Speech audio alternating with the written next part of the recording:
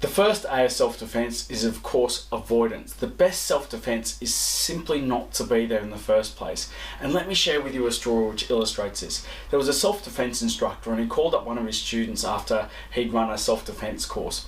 And the girl he spoke to said, yes, well the course was great. Now, when I finish up babysitting late at night and I take a shortcut home to the dark park, I feel a lot more confident that I can protect myself.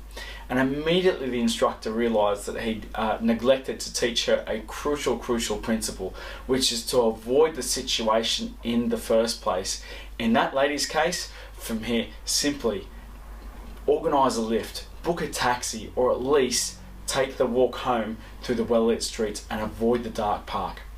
So with that in mind, here are some key tips, starting off with some tips about how to prepare yourself.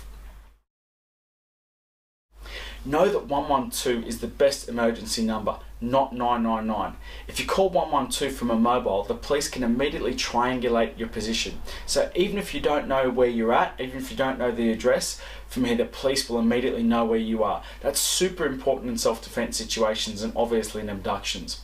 It also works for mobile phones that are locked, and it also works all through Europe as well. Never let your car get down to less than a quarter of a tank. Always carry some money on your person. Not just in your purse, your wallet, but keep some money on your person. And with it, keep a list of emergency phone numbers.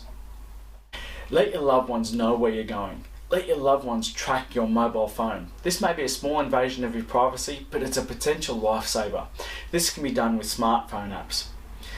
Check your phone has charge before going out. Carry an emergency charger in your bag or at least in your car. Carry a powerful torch. Your phone torch simply won't do. These days you can buy extremely powerful and small torches called Cree torches, which are a kind of LED but much better than LED.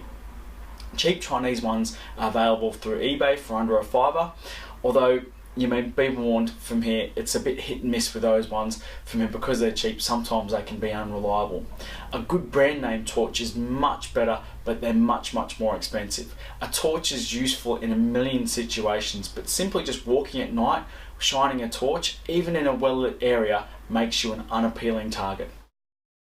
Avoiding trouble. Stick to well-lit streets at night. Take the routes with most people on them. Avoid alleyways and other places people don't usually frequent. Don't use cash points in dangerous areas, or if there are suspicious people about, plan ahead to make that happen. Don't meet with people you met on the internet. If you must meet them, meet in a busy public place and bring at least 2 friends with you. If you're a teenager, bring a parent with you, preferably your dad. Keep your parents or your friends with you all the time and stay in that public place as well.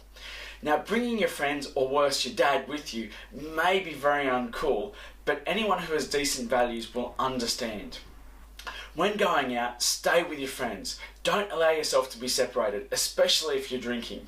The best thing to do is have a buddy who you agree at the start of the night that you'll stick together all night to ensure both of you get home safe. Lock your car at services. Sit at the front of the bus. Don't sit in an empty train carriage. Avoid carriages with gangs or drunk people. Sit close to the door, preferably in an inward-facing seat with a back to the window. Avoid places where there's trouble or likely to be trouble. I appreciate you can't always avoid bad elements, but don't hang around places where bad people frequent when there's perfectly safe alternatives. If you see potential trouble, like a gang or people arguing on the street, simply cross the street or turn around to avoid them. If you're involved in a confrontation and it diffuses, don't think it's over. Often the first confrontation is a test and they'll attack you later when your guard is down. Position yourself near security if that's possible, keep your back to the wall and plan a safe exit. Don't go to the toilet and don't leave immediately, as you may be followed where you're not as safe. Having a safe exit means you can immediately move to a safe place as soon as you leave, like a waiting car or an alternative secure venue. Plan your exit.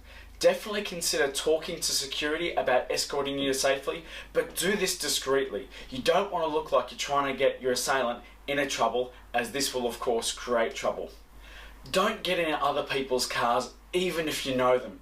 It's most likely that they're just being nice and they're offering you some help and a lift.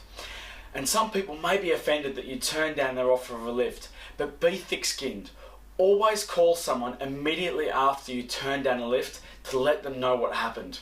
Even if you're an adult and you know the person well, so you feel it's safe to accept their lift, always call someone up to let them know who you're with before you get in the car, and make sure the driver sees you do this. Secondary locations. This is a big one. Don't go to secondary locations where you're going to be alone with someone else. This could be jumping in their car, but even going back to someone's place or going to a bedroom upstairs in a party or going for a walk.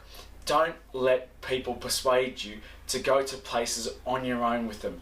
Always stay close by your friends. While avoidance is the best self-defense, avoiding potential danger can't govern your life. All things must be in balance. It's important to have a social life, it's important to go out and see the world, it's important to meet new people. Avoidance is just about not taking unnecessary risks and simply minimizing the risks as you live your life the way you want to live it.